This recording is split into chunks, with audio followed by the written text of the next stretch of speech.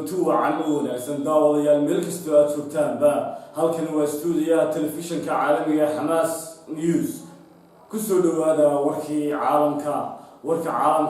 waxaa la socodsiinaya anigoo ah Saciid Axmed Tamreese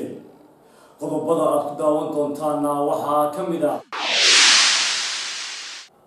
burburka diyaarad laga leeyahay wadankaasi Iran oo laga helay wadankaasi gaar ahaan meel u dhow xuduudka wadankaasi la wadaaga wadankaasi Turkiga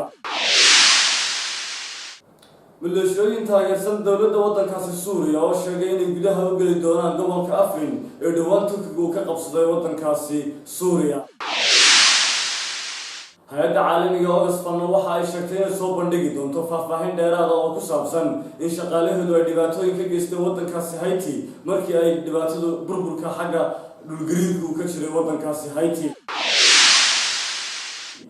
qodobadaas iyo qodobo kale oo faahfaahsan ayaad ku daawan doontaan warkeena caalamka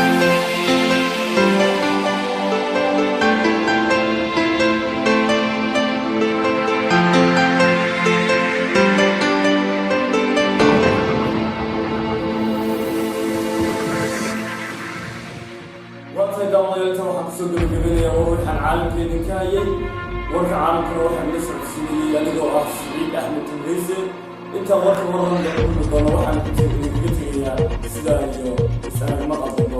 سلام عليكم ورحمة الله وبركاته.